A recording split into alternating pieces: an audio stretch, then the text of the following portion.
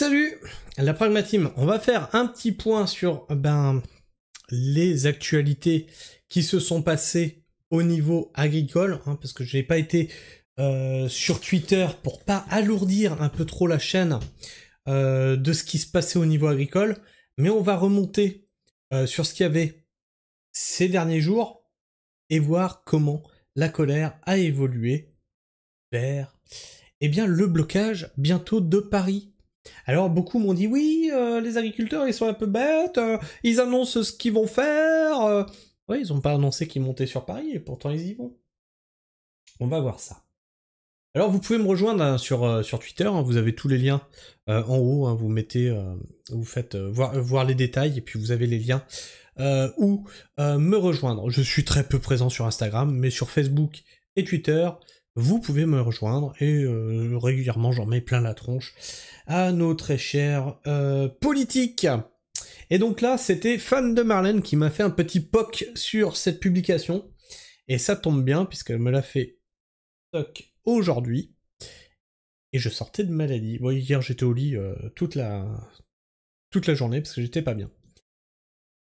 Plus de 500 tracteurs d'agriculteurs en colère vont converger vers Paris dès ce soir, selon la résistance paysanne.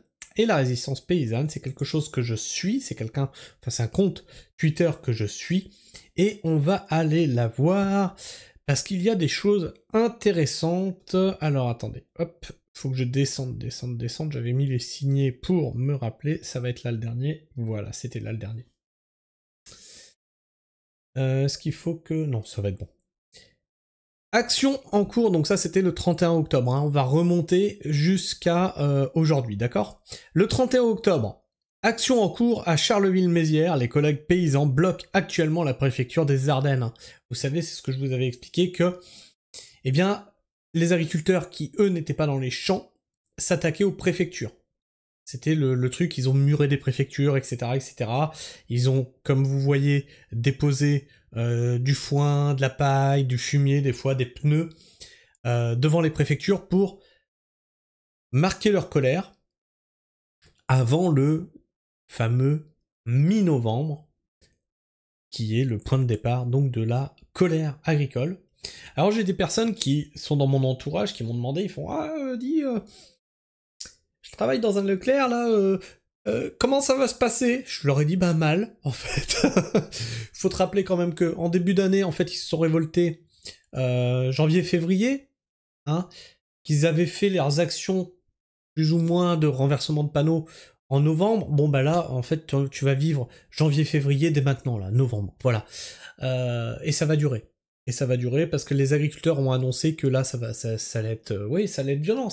Ils vont pas lâcher là. Ils vont pas lâcher. D'ailleurs, vous allez voir, on va remonter plus haut, que la fameuse bienveillance des forces de l'ordre n'est plus à l'ordre du jour. Hein. Donc ça, c'était la révolte paysanne hein, du 6 novembre. Donc on appelait les manifestations. Hein, donc le 7 novembre devant la préfecture, le 8 novembre devant la préfecture donc de Chartres, à Agen le 19 novembre, à Périgueux le 19 novembre et à Auch le 19 novembre, donc devant les préfectures. Et là, on va passer donc sur hop là, des vidéos qu'on aura besoin d'écouter. Allez le casque s'il te plaît. Ah pourquoi il s'allume pas mon casque? Là voilà. En direct sur BFM TV hier, la situation relative au Mercosur, donc ça c'était le 11 novembre, expliqué en 3 points par Patrick Legras, président de la coordination rurale des Hauts-de-France et porte-parole de la coordination rurale nationale. Est-ce que l'on va accepter de manger de la merde uniquement pour vendre des voitures ou des avions? Le Mercosur, c'est la porte ouverte à des milliers de tonnes d'importation de viande aux hormones, sans traçabilité des céréales OGM. C'est ça qu'on veut comme modèle pour nourrir les Français. Stop au Mercosur. Et donc on va s'écouter ça, donc je vais, hop là, vous activer le son ici. Toc, mettre une pause là. Toc, revenir en arrière, et... J'espère pas vous éclater les oreilles. La France est encore un pays... dont la voix peut porter au niveau de l'Europe, puisqu'on est quand même le premier pays producteur de matières agricoles. Donc, est-ce que notre président de la République peut avoir le courage de prendre position sur le dossier, puisqu'il parle de beaucoup de choses depuis les Jeux Olympiques, mais le Mercosur, c'est un dossier où on ne l'entend pas et on ne connaît pas sa position. Ça, c'est le premier point. Le deuxième point, ça a été repris, j'ai mon ami Lionel Candelon qui a dit les Français vont peut-être affamer une partie des citoyens français. Moi, je vais vous dire, elle est claire, la chose. Je cautionne ce que dit Lionel, malgré ce qu'a dit M. Rousseau, parce que je pense que M. Rousseau, avec son train de vie, lui, c'est sûr qu'il ne va pas acheter les premiers prix dans les grandes surfaces. Mais aujourd'hui, c'est clair, est-ce qu'on continue à avoir un modèle agricole de nourriture qui fait foi sur toute la planète, ou est-ce qu'on va manger, pour être clair, pour accepter de manger de la merde uniquement pour vendre des voitures, des avions ou des armes? Ça, c'est le deuxième point. Et aujourd'hui, le troisième point qui est fondamental, puisqu'on nous en parle au matin, à midi, à notre 4 heures, le bilan carbone. Est-ce que vous pensez que le bilan carbone, il va être positif en amenant de plusieurs milliers de kilomètres de la nourriture? Donc sur ces 3 points... Ça, c'est quelque chose que je vous dis régulièrement. Au bout d'un moment, on importe des trucs du bout du monde. Comment tu veux que le bilan carbone, il soit bon? En plus, c'est des trucs qui sont aux OGM, qui sont traités avec des pesticides, qui sont ni bons pour la planète, ni bons pour la santé, ni bons pour les producteurs qui le font. En plus, tu as des super tankers, des gros bateaux qui arrivent et qui dépensent du fuel comme c'est pas permis. Et on est en train de te dire que ça, c'est l'avenir. Tout ça pour vendre, comme il le dit, des voitures, merci les Allemands qui veulent ce Mercosur, des avions ou des armes. C'est du capitalisme. J'arrête pas de le dire, ça. L'écologie politique, c'est du capitalisme en réalité. Ces 3 points faciles à donner des réponses, mais comme je vous dis, est-ce qu'on a encore des hommes courageux en France? Vous savez, je regardais, j'ai un copain qui m'a envoyé, vous connaissez certainement, l'aile ou la cuisse. Vous savez, la nourriture que d'ailleurs j'ai fait un post sur ce truc, ou sur cette boutade, où vous avez, tiens, mange-en, ben c'est ça. Aujourd'hui, on va vous dire, vous inquiétez pas, le modèle français est top, et on va amener plusieurs centaines de milliers de tonnes de nourriture qui est traitée aux hormones, qui est traitée à l'acide, et là, ça pose pas de problème. Eh oui, eh oui, eh oui, eh oui. Et donc, le 11 novembre, donc c'était il y a 6 jours, les agriculteurs n'ont plus d'espoir, beaucoup sont en détresse financière, morale. Ce qui va se passer aux prochaines manifestations, ça va être dramatique. José Pérez, CR 47. Le 12 novembre, il y a 5 jours, premier plan stratégique de la révolte paysanne, faire trembler les préfectures. 2. Prendre en tenaille les points stratégiques, ravitaillement, marchandises et raffineries. Donc ça, c'est ce que j'expliquais à la personne qui m'a demandé pour son magasin dans lequel il travaillait. Je lui ai dit, bah écoute, mon grand, parce qu'il dit, oui, ah, mais ils vont peut-être bloquer la centrale. Je lui ai dit, hop, ta centrale, ils s'en foutent. Non, ce qu'ils vont bloquer, c'est le fret ferroviaire, le fret fluvial. Ils vont peut-être bloquer les centrales, les centrales pétrolières, en fait, les raffineries, et les autoroutes par là où arrive la nourriture de l'étranger. En fait, le but, c'est d'empêcher la bouffe d'arriver sur le territoire français, la bouffe étrangère. Hein. On parle bien de la bouffe étrangère qui ne respecte pas nos normes. C'est de ça qu'on parle. Alors, beaucoup d'entre vous m'ont dit « Ouais, c'est dégueulasse, ils vont affamer les Français. » Ne vous inquiétez pas. Les producteurs locaux sont toujours là, eux. Tu sais, il y a des producteurs sur le territoire. T'as des marchés. Même à Paris, t'as un marché. Eh ben, tu vas acheter à ton marché. Alors, certains vont me dire « Ah, parce que si jamais ça dure, ah, c'est bizarre, j'étais sur mon marché, le primeur, il avait plus rien. » Bah oui, parce que le primeur, c'est pas un producteur. Là aussi, on s'est fait baiser. Vous avez le maraîcher et le primeur sur les marchés. Eh bien, le primeur ne produit rien. Il fait de l'achat-revente. C'est comme le supermarché. C'est exactement la même camelote. Hein. Il va aux mines, il achète sa camelote, il le revend sur le marché. C'est la même chose que tu trouves au supermarché. La même chose. Il ne produit rien. Il ne fait que d'acheter et revendre. Le maraîcher, lui, il produit. Et il vend sa production. Voilà la différence. On va se regarder cette petite vidéo. Si elle est pas trop longue. On attaquera devant les préfectures le 19 pour essayer une ultime négociation, pour essayer de voir d'avoir des ultimes propositions. Aujourd'hui, c'est plus possible. On ne peut plus continuer comme ça. Et si le 20, on n'a pas de réponse, le 20, on partira tous en cortège vers des points stratégiques, parce que c'est plus possible. On ne peut plus nous imposer des choses. On ne peut plus nous interdire de produire, parce qu'on nous interdit de produire. Aujourd'hui, quand vous me parlez de l'Allemagne et de l'Espagne, bien évidemment, ils n'ont pas les mêmes normes que nous. Eux peuvent utiliser des produits phytopharmaceutiques pour produire. D'ailleurs, on parle souvent de l'Espagne. Si en France, on nous autorisait à produire comme à Almeria, comme il se fait là-bas, Il faut savoir aussi une chose, c'est qu'en France, on a l'agriculture la plus saine de toute l'Europe. Parce que tu as des normes européennes, mais en France, tu as une surcouche de normes. L'agriculture française est l'une des plus vertueuses au monde. Et c'est celle-là qu'on essaye d'éclater. C'est celle-là que les écologistes attaquent. C'est pas fou? C'est pas de la folie? Alors je veux bien qu'il y a des problèmes. Et il faudrait en parler de ces problèmes, effectivement. Il y a cette agro-industrie, très dépendante des intrants, des produits chimiques, etc. Il faut en parler. Mais on est quand même sur l'agriculture la plus vertueuse au monde en France. Tout en restant productive. Et ne confondez pas, hein, je vous ai fait un petit post dans l'onglet communauté, l'exploitant et le paysan. Moi, je m'estime être paysan. L'exploitant, c'est celui qui exploite. Hein. Il bousille sa terre, il y va aux pesticides, c'est l'agro-industriel. Hein. C'est celui qui veut le pognon, hein, à fond. Vaste étendue de serre, mais Almeria n'existerait pas, puisqu'en France, on a l'eau, on a le climat, on a les agriculteurs qui sont d'excellents travailleurs, mais à côté de ça, on a les normes qui nous crèvent tous les jours. Et je pense que dans ce pays, on pense qu'à crever l'agriculture. Et Madame Genevard, il va falloir qu'elle se réveille, et il va falloir qu'elle mette en place, qu'on ait la même réglementation européenne, parce que c'est insupportable. Toute cette surtransposition, on ne peut plus la supporter.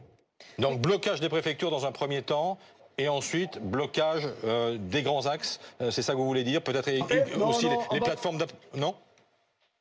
Ouais, on ne va pas bloquer les grands axes, on va bloquer les transports, et après, on va bloquer toutes les marchandises qui arrivent et qui ne sont pas aux mêmes normes que les nôtres. Et à un moment donné, il va falloir montrer dans ce pays que si on supprime toutes les marchandises qui ne sont pas la même réglementation que les productions françaises, eh bien, il n'y aura plus grand-chose sur les étals françaises. Ensuite, il y a 5 jours, le 12 novembre. Ouais, le 12 novembre. Les collègues paysans de la CR34, la coordination rurale, sont mobilisés ce soir sur un site de négociants en vin. D'autres lieux vont être visés ce soir. Et comme tu peux le voir, ils ont fait un dépôt de pneus et ils bloquent ce négociant en vin. Notre fameuse ministre de l'Agriculture, celle qui a peur de mettre de la boue sur ses escarpins Gucci, parce que bien sûr, quand tu vas dans les champs, c'est avec des escarpins Gucci, bien sûr. Et ça, c'est ministre de l'Agriculture. Donc on nous dit, au lieu de répondre à nos attentes, la ministre en talons aiguilles préfère nous menacer. Dont acte. Et elle disait, je suis une femme, on va aller voir la totalité, je suis une femme de dialogue et celui-ci ne sera jamais rompu avec les agriculteurs. À quelques jours des mobilisations annoncées, j'appelle à éviter toute forme de violence et de dégradation. C'est en poursuivant les concertations que nous avancerons. Alors on va écouter ce qu'elle dit exactement, parce que là, dans le texte, je vois pas de menace. Moi, je dis simplement une chose. Je suis une femme de dialogue, donc le dialogue sera toujours présent avec moi. Et il ne faut pas de violence. Pas de violence à l'égard des forces de l'ordre, pas de dégradation des biens publics, parce que c'est le contribuable, in fine, qui le... Parce qu'on a peur ? Parce que tu vois sa voix tremblotante déjà, tu vois, c'est parce qu'on a peur. Non, ne tapez pas sur les forces de l'ordre. Les forces de l'ordre sont censées protéger et servir le peuple, pas votre gueule. Paix. Pas de désordre au moment où on approche les fêtes de Noël qui sont tellement importantes. Pas de désordre au moment des fêtes de Noël. Par pitié, le capitalisme. La petite bourgeoise là qui parle. Pour nos petits commerçants, nos artisans. Donc, Alors, je te rassure, Annie, nos petits commerçants et nos artisans, aux fêtes de Noël, ils crèvent. Viens sur les marchés, tu vas voir. Au mois de décembre, parce que nous on vend de la bouffe, donc à la rigueur on n'est pas concerné, mais on est en contact avec nos collègues qui vendent d'autres choses. Le chiffre d'affaires au mois de décembre, il plonge. Pourquoi? Pour tout le monde, hein. C'est pas que pour nous, c'est pas que pour les maraîchers. Pourquoi? Ben parce que tout le monde va dans les grandes surfaces. Alors arrête avec tes petits commerçants et tes petits artisans. C'est la grande distribution qui fait son chiffre au mois de décembre. L'agriculture est notre bien commun. Les agriculteurs sont... les Français aiment les agriculteurs. Il ne faut pas... Encore une fois, on parle au nom des Français. Alors oui, les Français, ils aiment les agriculteurs. Mais c'est pas à elle de dire les Français aiment les agriculteurs. Vous faites tout pour saccager non seulement les agriculteurs, mais aussi tous les services publics des Français. Les Français, par contre, vous détestent, vous, les politiques. C'est bizarre, hein. Rompre ni abîmer ce lien entre les Français et les agriculteurs. Moi, je dis simplement une... Bon, je vois pas où est la menace, mais effectivement, elle est encore à côté de la plaque, comme d'habitude. À côté de ses pompes, on pourrait dire. Hein. Le 13 novembre, il y a 4 jours, à Chaumont, des agriculteurs se mobilisent devant la préfecture où du fumier a été versé. Hein. Donc ça, c'est les fameuses mobilisations dont je vous parlais devant les préfectures. Hein. Le 13 novembre encore, amis du Bouches-du-Rhône, rendez-vous demain à Rousset aux côtés de la coordination rurale. Donc, parce que c'est pareil, hein, dans les commentaires on me disait « Ah mais elles sont où ces actions? Moi je les vois jamais. » Bah pourtant elles sont là. Hein. Donc le jeudi 14 novembre 2024, action grande distribution à Brousset. Donc hein, voilà, c'était le 14 novembre. Le 13 novembre, puisque notre détresse au début d'année ne les a pas fait réagir, notre colère aujourd'hui va être terrible. Donc on va s'écouter ça. Ce soir après, on découdre. Les gars sont au bout du rouleau. On n'a rien eu, rien. Donc on lâchera rien. C'est clair, c'est net. Voilà. Et donc vous à un moment, c'est bon. Prendre les gens pour des cons, ça suffit. On se crève le cul tous les jours. Tous les jours, on n'a rien. C'est bon. Trop, c'est trop maintenant. Ce soir après. Il y a 3 jours, le 14 novembre, plus de livraison au centre logistique Lidl de Provence. Les centrales d'achat doivent payer le juste prix aux producteurs, non au Mercosur. Donc ça, c'était le hashtag. Le vote utile, hashtag coordination rurale. Toujours le 14 novembre, il y a 3 jours, plateforme Lidl de Provence bloquée. Depuis tôt ce matin, les tracteurs de la coordination rurale bloquent les marchandises de la plateforme provençale de Lidl, située à Rousset. Donc hein, c'était l'appel qui avait été fait ici, qui se traduit par un blocage ici. Il y a 2 jours, le 15 novembre, centre des impôts de Tarascon bloqué. Les agriculteurs du Bouches-du-Rhône sont actuellement mobilisés devant le centre des impôts de Tarascon. Et donc, on va se regarder cette petite vidéo. Ils sont devant le centre des finances publiques de Tarascon. Donc vous le voyez, ils ont complètement barricadé à l'accès avec beaucoup de déchets. Ils ont également collé des affiches que vous pouvez voir ici, des affiches en brésilien, Ministério des Fazendas, ce qui veut dire ministère des Finances publiques forcément en brésilien. Laurent, vous êtes secrétaire général de la FNSEA 13. Ces affiches, elles ne sont pas là pour rien. Non, elles ne sont pas là pour rien, puisque dans quelques jours, on doit signer l'Union européenne doit signer le Mercosur, qu'on nous avait promis de ne pas avoir l'hiver dernier. Et donc du coup, on estime qu'aujourd'hui, le gouvernement français ne tient pas sa parole. Et c'est pour ça qu'on estime qu'aujourd'hui, le centre des impôts, c'est... Alors, le truc que mes collègues agriculteurs n'ont certainement pas compris, c'est que c'est pas la France qui décide. C'est l'Europe, c'est l'Union européenne. Et à peine la France avait dit quelque chose, que je vous rappelle, hein, je l'avais traité durant la première révolte agricole, je l'avais dit. À peine la France avait dit quelque chose que l'Union européenne lui avait dit « Écoute, c'est bien gentil ce que tu as dit, mais en fait c'est pas ça qui va être appliqué. T'es gentil, continue à jouer avec ta quéquette dans le sable, là, la France, là, mais tu nous intéresses pas en fait. » Et d'ailleurs c'est ce qui continue à être fait par rapport au Mercosur.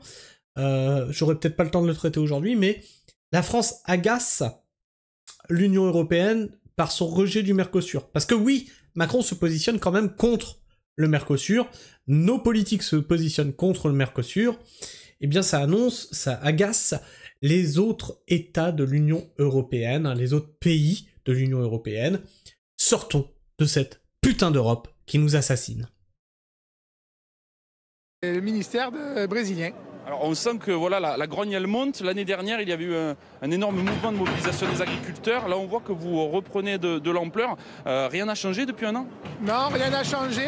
On nous avait promis beaucoup de choses, mais du coup, on a eu très peu d'avancées, et notamment sur cet accord de libre-échange où du coup, il va être signé, et nous, on est complètement opposés à ça, puisque c'est de la concurrence déloyale, et notamment avec beaucoup de produits qui sont cultivés dans l'Amérique latine, et avec des produits qui sont interdits chez nous en France et en Europe depuis de nombreuses années. Merci beaucoup Laurent Israélien, vous êtes secrétaire général de la FNSEA des Bouches-du-Rhône, on le rappelle. Quant à la mobilisation dans les Bouches-du-Rhône, elle va continuer, puisque après Tarascon, c'est à Château-Renard que les agriculteurs... Enfin bref. Les chasseurs se joignent aux agriculteurs. Le redémarrage de la mobilisation paysanne va prendre un tout autre tournant. Toute la population doit se joindre à nous. Et donc le communiqué des chasseurs du Lot-et-Garonne. Objet, communiqué manifestation, mardi 19 novembre à Agen. Chasseurs et agriculteurs, même combat. Madame, monsieur, le président de la société de chasse, madame, monsieur, cher ami, partageant leur cause et défendant une ruralité commune et dénonçant le mépris opposé à nos chasses traditionnelles. On retrouve aussi les écolos contre les chasseurs. C'est bizarre, c'est étrange, c'est vraiment, ils ont la haine depuis leur ville contre la ruralité. Ils nous détestent. L'Alouette aujourd'hui, toutes les autres demain. J'appelle les chasseurs à se joindre à la manifestation des agriculteurs qui aura lieu mardi 19 novembre devant la préfecture à Agen toute la journée. Dans l'attente du plaisir de vous retrouver mardi, je compte sur votre mobilisation. Et tac, donc ça c'est ce qu'on avait vu, Près de 500 tracteurs vont converger vers Paris dès ce soir, et c'est le cas, ils sont en train de converger. Et est-ce que vous vous rappelez, j'avais traité de cette news qui disait que le nouveau ministre de la police, ministre de l'Intérieur, disait qu'il appelait à une certaine bienveillance de la police, comme Darmanin. Darmanin avait fait « Oui, non, mais la police, je l'appelle à comprendre les agriculteurs. » Et une fois qu'ils étaient sur Paris, je les appelle à tabasser les agriculteurs. Eh bien, on a exactement le même spectacle qui se déroule. Bruno qui tente d'imiter Gérald. Cette fois, ça ne marchera pas. Colère des agriculteurs en cas de blocage durable, Bruno Retailleau plaide pour une tolérance zéro. C'est clair, là. C'est clair. Et il est hors de question de voir la FNSEA faire du « Oh, on bouge d'1 centimètre devant les camions des CRS ». Là, je pense que là, les agriculteurs sont tellement à bout qu'ils écouteront pas les ordres de la FNSEA. Vous avez vu ça? Vous avez vu le discours d'Annie Genevard? Je ne tolérerai aucune violence contre la police. Par contre, ils disent « Ah non, attendez, nous on va vous tabasser. » Ah putain, vous êtes des fous. Paris, on t'entoure. Plusieurs cortèges de tracteurs sont à Vélizy-Villacoublay il y a 1 heure. C'était posté il y a 1 heure, ça. Donc nous sommes le dimanche 17 novembre et il est 20h38. Plusieurs cortèges de tracteurs sont à Vélizy-Villacoublay, à 20 km de la capitale, où ils resteront jusqu'à demain après-midi avant d'avancer. Toc. Donc ouais, non, c'est juste un tracteur, il n'y a pas de parole. Ok. Il y a 4 heures. Avant, c'était un cas isolé. Maintenant, tout le monde se pose cette question. Comment vais-je payer mes factures à la fin de l'année? José Pérez, coprésident de la coordination rurale de Lot-et-Garonne, nous avons besoin de réponses et de changements concrets et immédiats. Alors pareil, là, on a fait nos comptes avec Sabrina, les comptes du trimestre passé, parce que maintenant on les fait par trimestre. Si je vous dis qu'il y a 80% de notre chiffre d'affaires qui s'en va dans plein de taxes, d'assurance, de machin, Voilà. 80%. Alors oui, dedans il y a des frais de fonctionnement, comme le carburant, etc. Mais là, il met ça quand même doublé, C'était multiplié par 2 depuis l'année dernière. et avec une petite facture en fin d'année de 500 balles, comme ça. C'est pour les cadeaux de Noël de la MSA, j'imagine, qui, bah, comme d'habitude, hein, c'est même pas la peine de demander de les justifier, parce qu'ils les justifient jamais, c'est constamment. Au mois de octobre, je crois que c'est, ouais, en octobre, paf, on t'envoie une facture, tu payes, hein, c'est le petit supplément qui fait plaisir. Voilà, c'est constamment ça. Et ils te diront, oui, mais c'est par rapport... On l'a déjà fait, de leur demander de s'expliquer. Mais c'est pour réguler par rapport... Réguler quoi? On est mensualisé, bande de connards.